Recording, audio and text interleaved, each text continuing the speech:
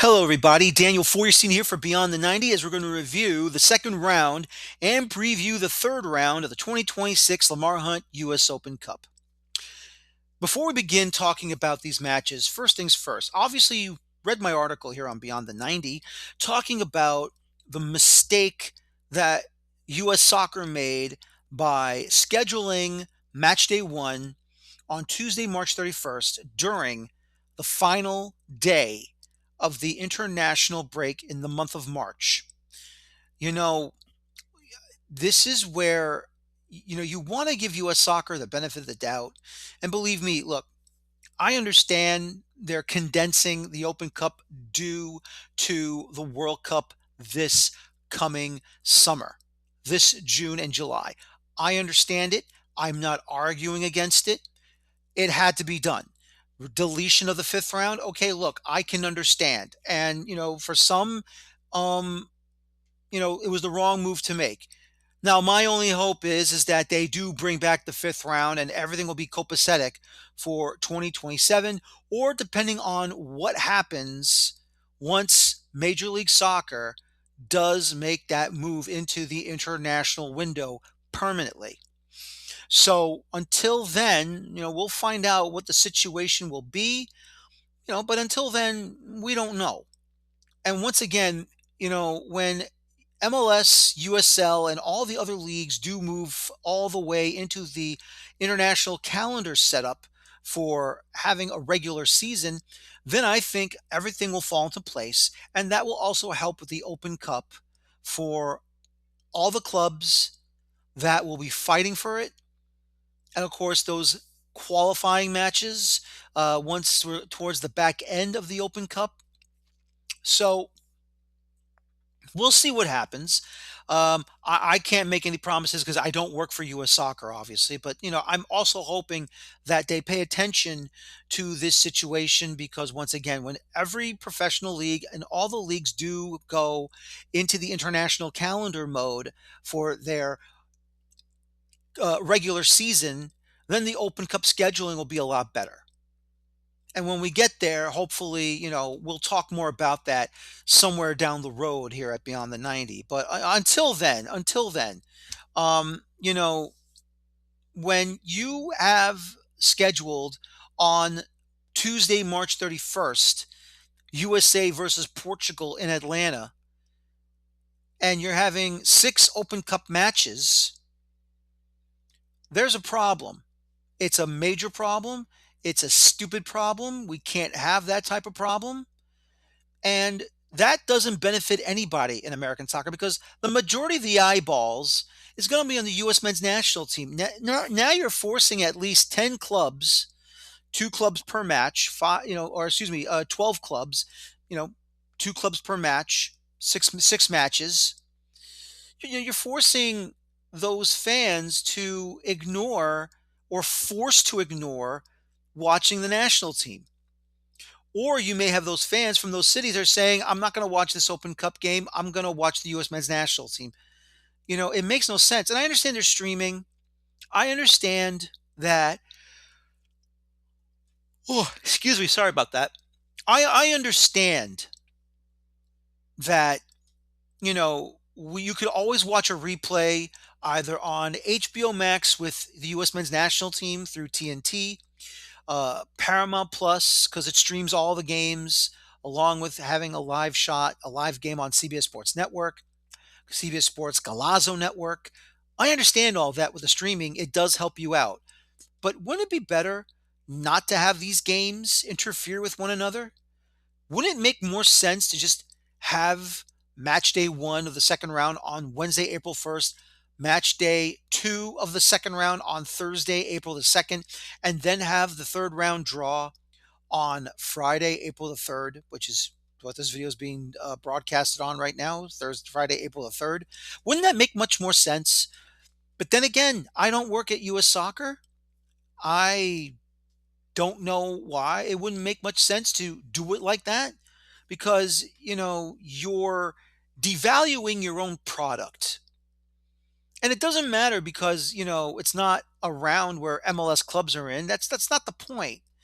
The point is that every single game, whether it's Open Cup, men's national team, women's national team, the youth national teams of the boys and the girls, the under 20s, the under 23s for both the men and the women, everything is precious in American soccer.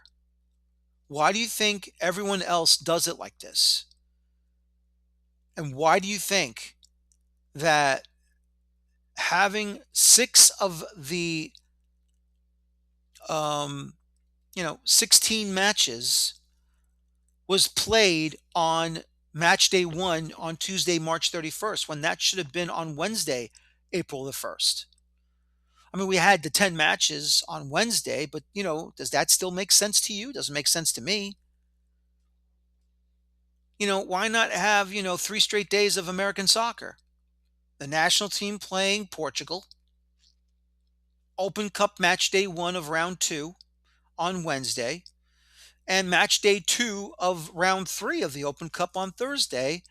And then Friday, you go to CBS Sports' Galazzo's morning footy to do the draw.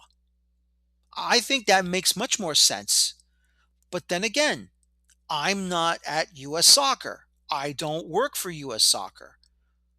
I find that to have more sense than anything else. But still, though, you know, we'll see what happens the next time this ever happens again. But then again, it won't, because MLS will be moving into their national calendar. It's all about what USL will do to help themselves be better. And we'll see what happens. But until then, what are you going to do? But let's go ahead and move on, ladies and gentlemen. Let's recap these matches for you in the second round of the U.S. Open Cup. And we go first to the Western Pennsylvania, as the Pittsburgh Riverhounds hosted Virginia Dream. And it was 2-0 for the Riverhounds once again, all in the second half. Danny Griffin makes it 1-0 in the 51st minute, scores an amazing goal off the free kick, and then a penalty given to the Riverhounds, converted by Elliot Goldthorpe in the 59th minute. That one ended 2-0 for the Riverhounds at home. The next match, what a doozy that was. Asheville City SC of USL League 2 to take on one Knoxville of USL League 1. And that match was unbelievable. Now, Knoxville does take the lead in the 33rd minute. Brodilio Rodriguez made it 1-0. And then a slew of red cards came out of nowhere. 2 of the 3 were on second yellows. The last one on a straight red. You had Stavros Zarokostas. He got his second yellow, and then the red card in the 50th minute. That put one Knoxville down to 10 men. Later on, there was a penalty awarded to Asheville City, and that was Simon Carlson, who took the spot kick and buried it in the 67th minute to make it 1-1. More red cards happened. 90th minute, the final minute of regulation time before second half stoppage time, Teddy Baker, already on a yellow card, got his second yellow and then red, and then Knoxville gets reduced to 9 men. Knoxville gets reduced to 9 men. And then we go on to extra time. And we don't have a second goal for either side, but all of a sudden, you have Johnny Fenwick of Asheville City. He gets a straight red card for either last man in on the challenge, or denying of a goal scoring opportunity, or possible foul using his forearm and reckless endangerment. And then Asheville City gets reduced to 10 men. So you have Asheville City down to 10 men, one Knoxville down to 9 men, and it's 1-1 through regulation and extra time. And then we get to the penalty kick shootout. First round, saves all around. We're scoreless after one round. Second round, Ryan Flood converts for Asheville City, and then Jordan Skelton makes it 1-1. That's in the third round. You have Ashton Billow, who makes it 2-1.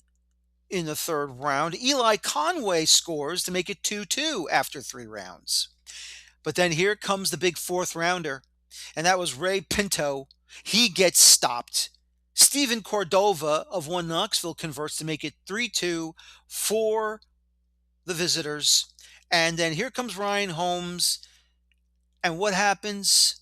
Stopped by One Knoxville's goalkeeper, Jonathan Burke.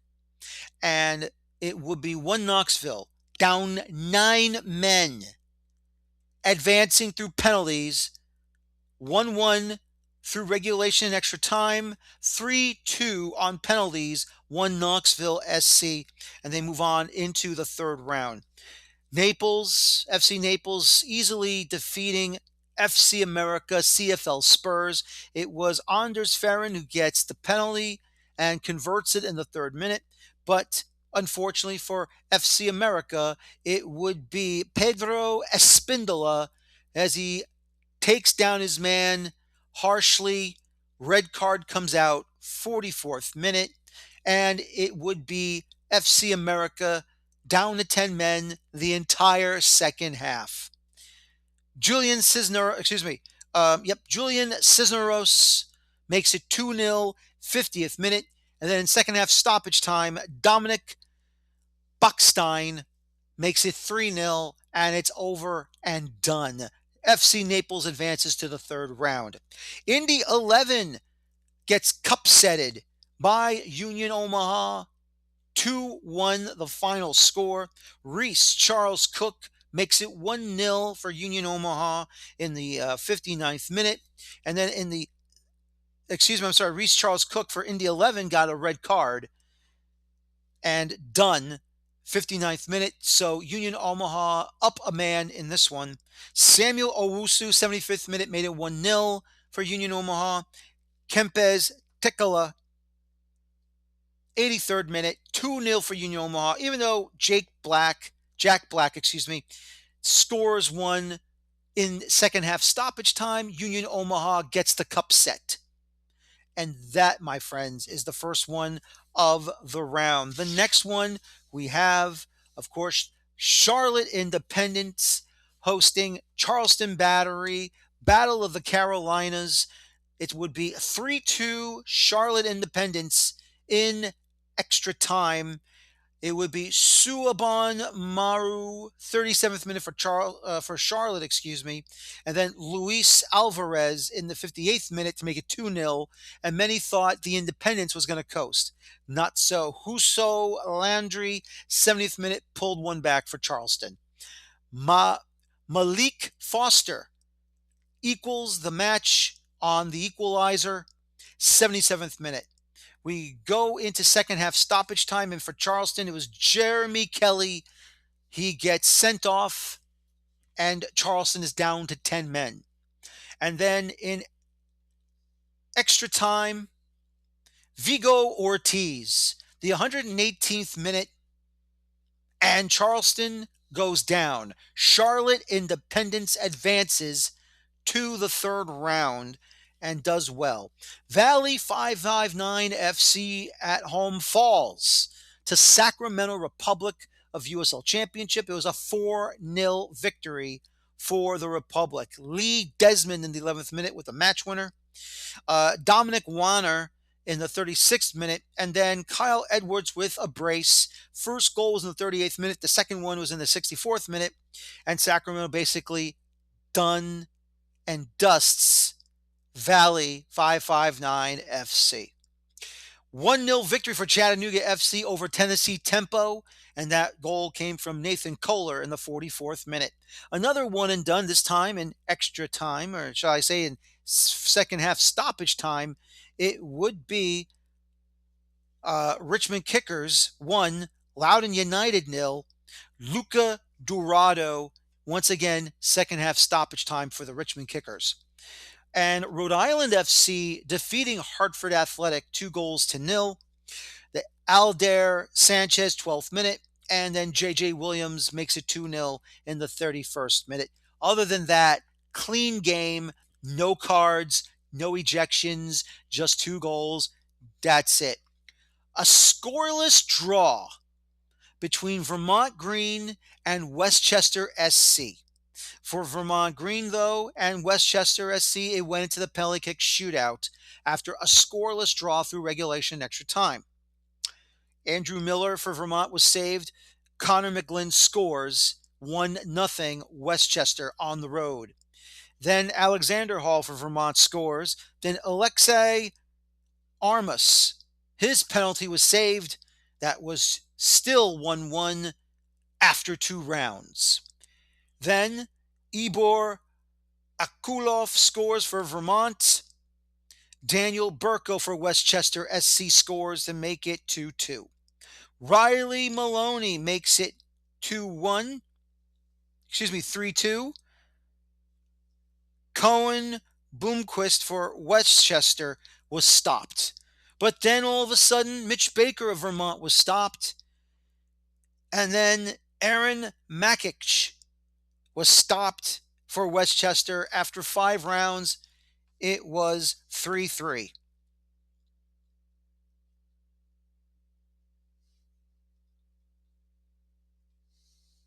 And then Connor Miller goes into the 6th round, saved. Here comes Brian Vasquez, scored.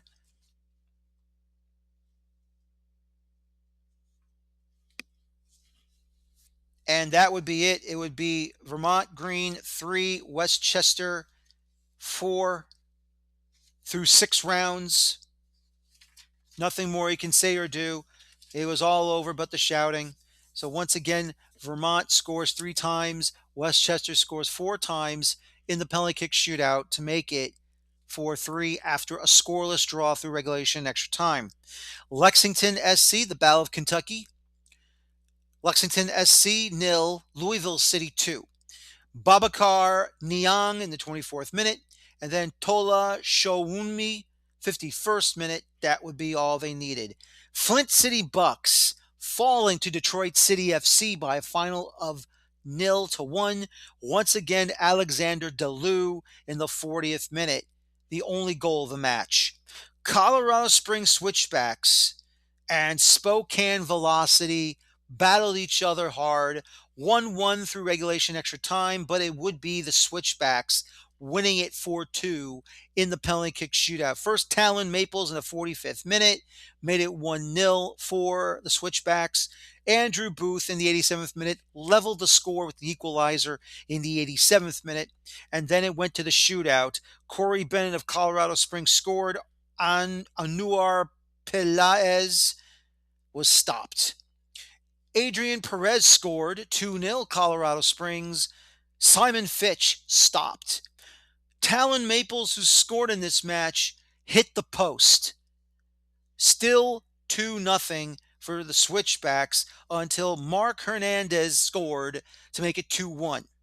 Then Yosuke Hanya makes it 3-1 for Colorado Springs. Andre Lewis scored to make it 3-2. Saddam Masareka, he makes it 4-2 in the 5th round, all over but the shouting, and that would be the end of that.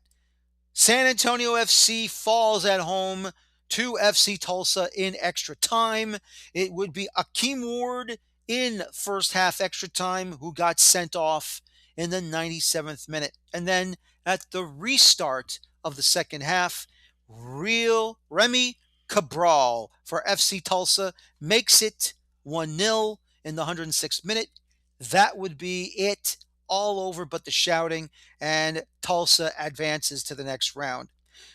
It would be a destruction by El Paso Locomotive as they took out their rivals in New Mexico United. Alvaro Quezada 1-0 in the 37th minute. But then Usman Jabang, 59th minute, straight red card for New Mexico United, and they're down to 10 men the rest of the way. And then it's a goal fest. Alex Mendez in the 63rd minute makes it 2-0. Rubio Rubin scores to make it 3-0, 69th minute. And then a hell of a goal by Eric Calvillo, Golazo, 86th minute, 4-0 for El Paso Locomotive. They advance to the next round. Finally, Orange County SC taking on Phoenix Rising. If you saw that opening goal from Phoenix, what a mess the goalkeeper made, and a great job by Gunnar Studenhoft. Takes advantage of the mistake, got the ball, goes for the open goal, and puts it in. And that was in the 35th minute. In the 86th minute, Ousmane Silla levels it at 1-1. We go into extra time. And then it would be Aleksandar Vukovic who finishes off the match in the 95th minute. 2-1 for Phoenix Rising, and they advance to the next round. These games were unbelievable. They were wonderful to watch. And once again, we're going to have it on April 14th and 15th for the third round proper. This is your schedule for third round proper on the match day. And here we go. On Tuesday, April the 14th, these are your matches. New England Revolution versus Rhode Island FC. And the strangest thing is the home team is not Rhode Island. It will be the Revolution, as they have Centerville Bank Stadium, which is the home of Rhode Island FC, will be the temporary home team, the New England Revolution. 7 p.m. Eastern on Paramount Plus. Louisville City will be hosting Austin FC at 7 p.m. Eastern, CBS Sports Network, and streaming on Paramount Plus. Detroit City FC will be hosting the Chicago Fire at 7:30 p.m. Eastern, at CBS Sports Golazo, and streaming Paramount Plus. Westchester SC will take on New York City SC over Mount Vernon, Westchester, New York. That will be at 7:30 p.m. Eastern on Paramount Plus. Colorado Springs Switchbacks, they're hosting Sporting Kansas City at 8:30 p.m. Eastern, 7:30 p.m. Central, Paramount Plus. Finally, Colorado Rapids will be taking on Union Omaha. That'll be at 9:30 p.m. Eastern, 7:30 p.m. Mountain on CBS Sports Network and Paramount Plus. And finally, on that match day, Sacramento Republic will be hosting Minnesota United FC, 10 p.m. Eastern, 7 p.m. Pacific, CBS Sports Golazo Network, and streaming on Paramount Plus. And on Wednesday, April the 15th, it's going to be a little bit of a change here, but it's going to be interesting, but a lot of fun. First match will be on CBS Sports Network and Paramount Plus. FC Naples will be hosting Orlando City at 7 p.m. Eastern. And then the majority of the matches will be streamed on Paramount Plus, but there will also be the Golazo show for the Open Cup Match Day 2 on Wednesday, April the 15th. Chattanooga FC will be taking on Atlanta United at 7:30 p.m. Eastern Time. Richmond Kickers will be taking on the Columbus Crew at 7:30 p.m. Eastern Time. Red Bull New York will be hosting the Pittsburgh Riverhounds at 7:30 p.m. Eastern. Charlotte FC and Charlotte Independence taking each other on 7:30 p.m. Eastern Time. DC United taking on One Knoxville at 7:30 p.m. Eastern Time. St. Louis City taking on FC Tulsa at 8 p.m. Eastern. And Houston Dynamo versus El Paso Locomotive also at 8 p.m. Eastern Time. The lone match on CBS Sports Golazo Network, San Jose Earthquakes hosting Phoenix Rising FC, 10 p.m. Eastern and 7 p.m. Pacific. So that is your round 2 review, round 3 preview of the 2026 Lamar Hunt U.S. Open Cup. The winners will advance to the 4th round. There will be no draw. It's automatic going into the 4th round, as we already know the who will host the match, depending on who was drawn first, second, third, or fourth. So once again, apologies for not having any separate match day videos on for you due to the international calendar situation, but I did have it done tonight. So once again, in these upcoming, I would say now, a week and a half, I think, maybe a week and a half right now, I would say. These matches will be played on Tuesday, April the 14th and Wednesday, April the 15th. So once again, thank you for watching me here.